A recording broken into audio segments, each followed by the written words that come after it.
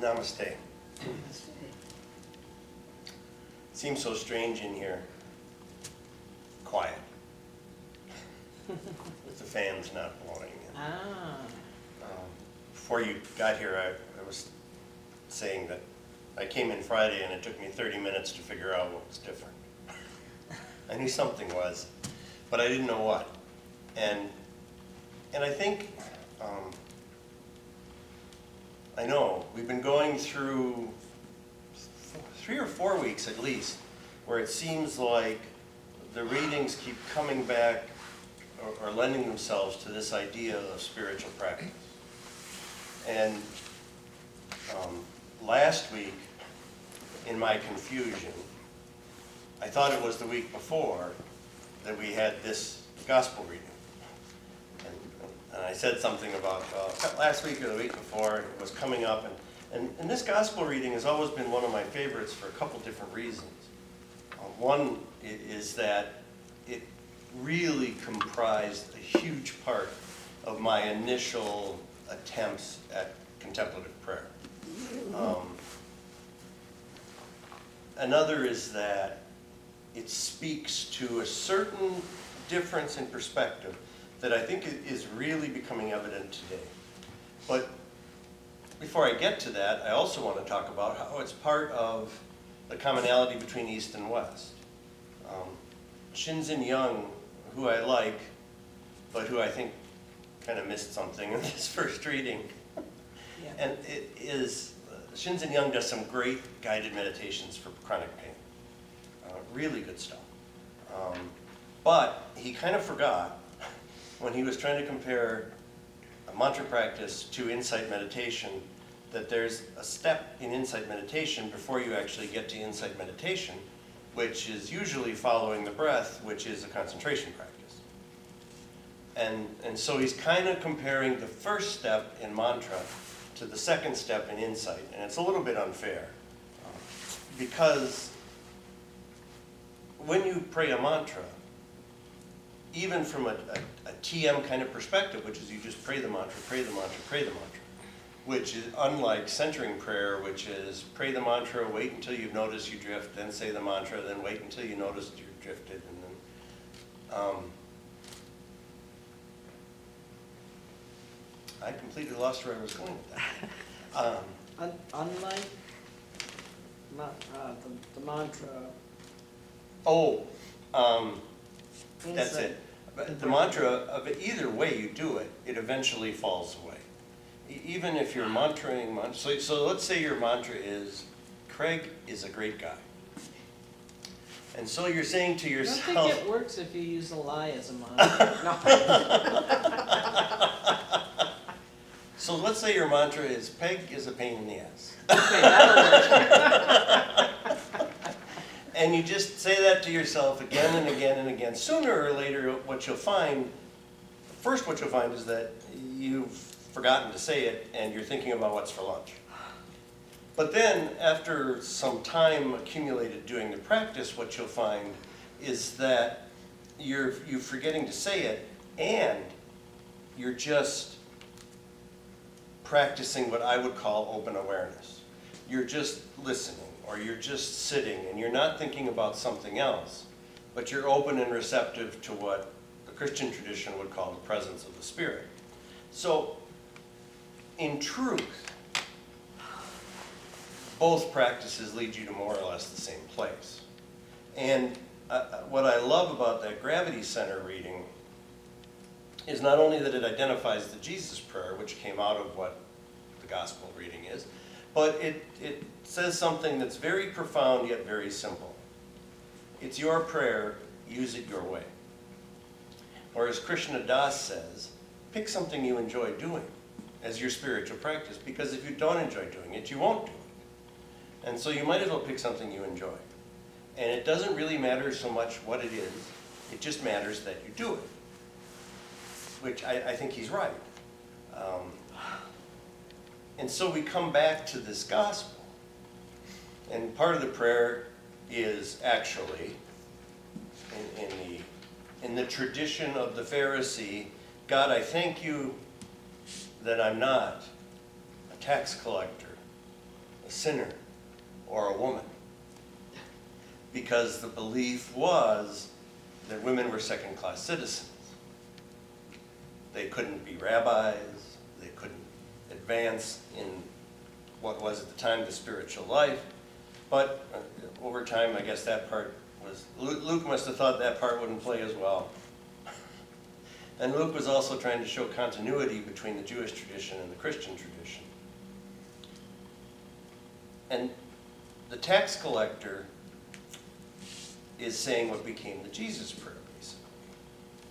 Now, here's the problem. There's an action,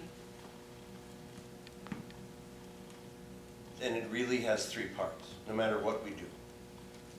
And the current religious divide in America is between right belief and right practice, orthodoxy and orthopraxis in the old language. And right belief says you must believe the right things, and then you will be acceptable to God, even though you're a despicable little worm. Right practice says, no, it's more important that you do the right things. And you may or may not be a despicable little one. So let's suppose, let's look at an act from two perspectives. You're on a cruise liner, you fall overboard. Somebody notices you fell overboard. They grab one of those little lifesaver rings, not the candies, but the ones that really save lives, and they throw it out at you. Maybe they're trying to save you. Maybe they're just wondering if they can actually get it over your head from where they are. And it's more like a contest to them. Or maybe this thing just fell off the side of the wall of the ship and landed on their foot, and it didn't feel so good, so they're mad, so they threw it overboard, and you just happened to be there. If you're the person in the water, you don't really care why they're throwing that to you. You just care that they're throwing it to you. Right belief would say it doesn't help unless what they're trying to do is save your life. If they're just launching it overboard because they're mad at it, or they're trying to play ring toss with your head, they did not really do something good because they had the wrong motivation. They had the wrong underlying belief. Now, if you're the person in the water, that's kind of hard to accept. You're saying, I'm just glad they threw me this damn thing. So when we do something, there is our motivation. There is the why we do it. There is the how we do it, which could be we do it well, we do it not so well, half interested, not. And then there's the what we do. The problem with the Pharisee is the what is okay. I mean, he's doing all the right things. He's tithing. I forget now what all else he was taking credit for. Oh, he's also not doing the wrong things. So he's not committing adultery. He's not ripping anybody off like a tax collector would. He fasts twice a week. Sounds pretty good, except his motivation. His motivation isn't, I'm doing these things because they're good spiritual practices, I think they're pleasing to God, this is the sort of thing that good people should do. He's doing them because it makes him feel superior to the guy standing over there. And that's a problem. That makes what appears to be right practice, wrong practice. All the other man is doing, all the tax collector was doing is saying, hey, I missed the mark. He doesn't try to hide it, he doesn't try to cover it, he doesn't list 57 other things he does really well. He just presents an accurate assessment. Either perspective can get us in trouble if we take it too far. When you take the tax collector too far, you get into things like total depravity. I'm just terrible.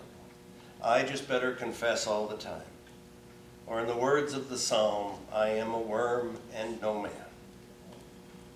And while there may be times that that's okay, I don't want to say it's ever necessarily good, but there may be times we actually feel that way.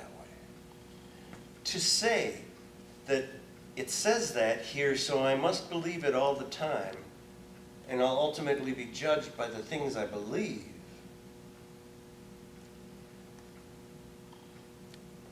puts us in a place where we're ultimately self-destructive. The same thing's true of the Pharisee. He's so busy walking around trying to make sure he's not like those bad, smelly people over there that he doesn't have time to pay attention to how he's treating anybody over here. And so, while it's complex, believing the right thing is very different from believing the right things, and very different from the kind of belief that changes the kind of people we are. And so, if the reason if your particular spiritual practice is making sure you believe all the right things, first of all, I think you've set an impossible goal. But even if you manage to do it, ultimately, what you're doing with it is putting other people down.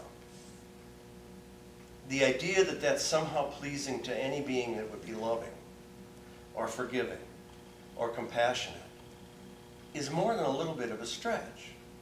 On the other hand, if you're doing the best you can, if you see opportunities where maybe you could do something to ease somebody else's burden, you do them. There's a purity in that, and also the ability to relax, that when taken to an extreme, moves us into being more and more human. It allows us as well to reach out when we see the need. It's very different from walking around with your list of doctrine going, oh, well, now let's see now. That person's drowning over there. Now, am I supposed to throw the lifesaver with my left or right hand? And what prayer should I say before I do it? That's why people walk away from religion. People walk away from religion because in a world that beats us up left and right, from birth on, the last thing we need is somebody else saying, don't worry, God loves you, even though you're a despicable little worm. It doesn't work. It doesn't work. And if you look at Jesus in these kinds of interactions, he's talking less about believing the right things than having the right motivation and taking the right action, both on the surface and underneath. Going to church every Sunday and going home and kicking your dog is not a good thing.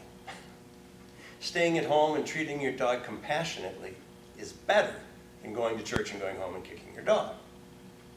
And yet we've elevated things in our religious traditions so that they're out of alignment. If we keep coming back to the truth that Jesus didn't come to start a church, Jesus never started a church, Jesus wasn't a Christian, gasp, horror. Neither were any of the apostles, at least in the way we understand that. And if they were, it wasn't until the very end, and it wasn't much of a church, and so I prefer to just say they weren't. It's not about that. It's about transforming our lives. And to bring it full circle, I believe the thing that does that best is spiritual practice. And it doesn't matter what you do. It just matters that you do it. Amen.